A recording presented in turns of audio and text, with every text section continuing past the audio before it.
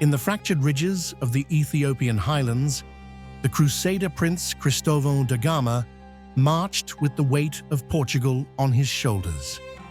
His arrival had been heralded by priests and kings, his armor gleaming with foreign steel, his mind certain of divine favor. But the land he entered was not a stage for easy triumphs. Imam Ahmad ibn Ibrahim al-Ghazi had seen crusaders before, and he knew the cost of letting them breathe. The air in Gojam was heavy with vengeance, the soil rich with the blood of brothers. Bati del Wambara, watching from the ridge, understood the stakes.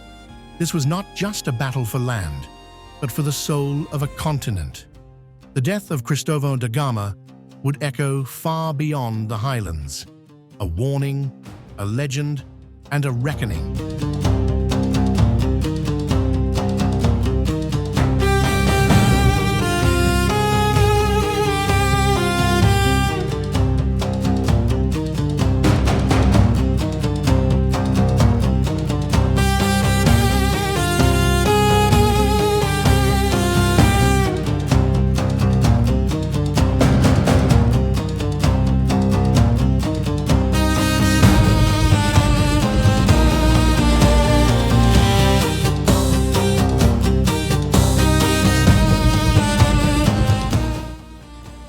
Cristóvão's army cut a slow path through the ridges of Gojam, their bright banners clashing against the muted earth. The Portuguese moved in disciplined ranks, but their numbers were fewer than when they had first landed. Behind them trailed Abyssinian allies, wary and worn. Imam Ahmad's scouts tracked them from the hills, each movement measured, each path chosen to close the circle. The brothers of the sword waited for the signal, their matchlocks dry and ready.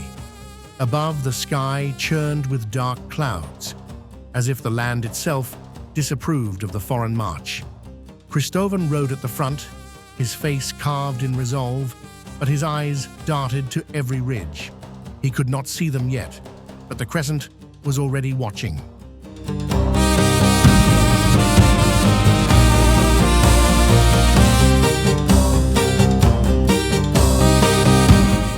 At dawn, the trap closed. Imam Ahmad struck from 3 ridges at once.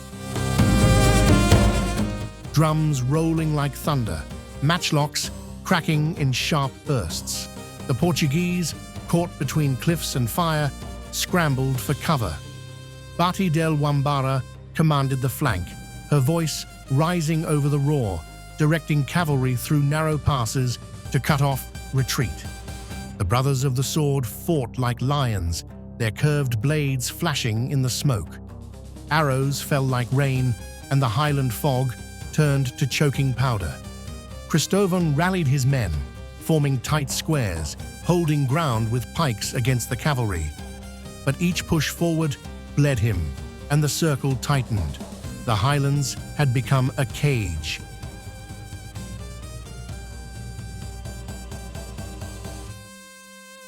When the lines finally met, steel clashed with steel.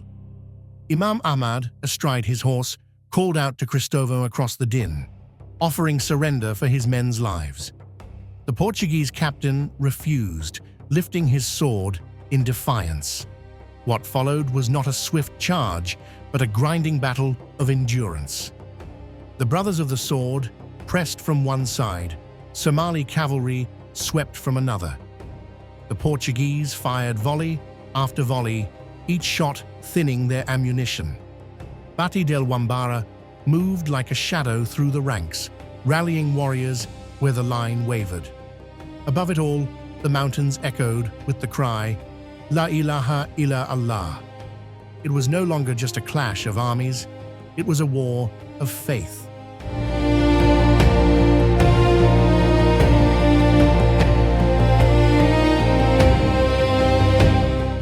By midday, the Portuguese were surrounded.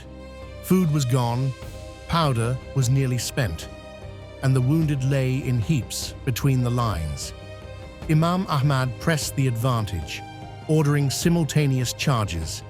The brothers of the sword smashed into the Portuguese front, while archers poured death from the cliffs. Cristóvão fought in the thickest of it, cutting down foes even as arrows pierced his armor.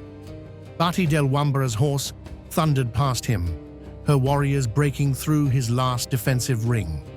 The Portuguese formation buckled. Every retreat route had become a killing ground.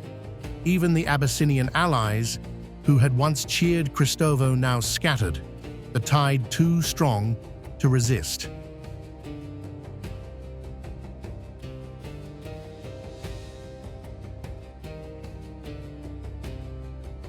When the smoke cleared, Cristóvão da Gama lay bleeding, his sword gone, his armor dented and torn. Surrounded by the brothers of the sword, he was taken alive, bound and brought before Imam Ahmad. The Imam regarded him in silence, a leader who had fought fiercely, yet in service of a cause that sought to crush the crescent. Bati del Wambara stood beside her husband, her gaze steady on the prisoner. For a moment, no words were spoken. Then Imam Ahmad ordered that the captives be treated with dignity, but their fate would be decided soon.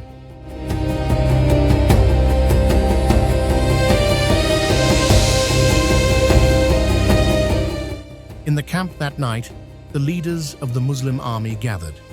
Some urged ransom, others execution. Imam Ahmad weighed the choice, his eyes fixed on the man who had brought war across the seas. Cristóvão, though wounded, met his gaze without flinching. He asked for a priest, received his final rites, and prepared himself. At dawn, the decision was carried out.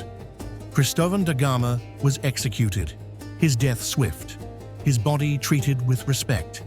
The news would travel fast, carried by wind and word, to Lisbon, Rome, and beyond.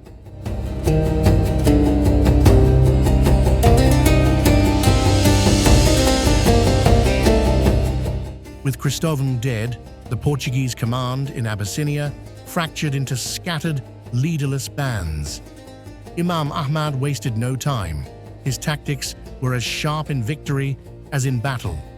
He ordered swift cavalry sweeps through the ridges to secure supply lines, while matchlock teams under Ahmed Giri pressed into the valleys, cutting off any surviving Portuguese from regrouping. The green banner with the crescent and sword was raised over the ridge, where the fiercest fighting had raged, its fabric snapping in the mountain wind. Bati del Wambara rode at the head of the victory procession, her warriors singing praises of the day.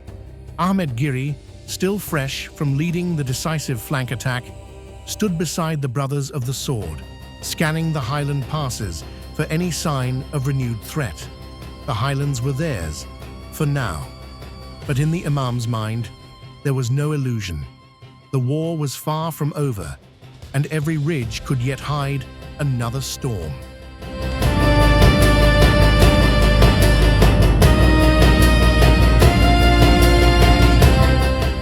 Some deaths change the course of battle. Others change the course of history. The death of Cristóvão da Gama was both. In the highlands, his fall broke the back of the crusader advance. In the halls of Europe, it cast a shadow over dreams of a Christian empire in the Horn of Africa. But for Imam Ahmad, for Bati del Wambara, and for the warriors who fought that day, it was one step in a longer war. The highlands were quiet again, but in that silence, the earth remembered, and so would history.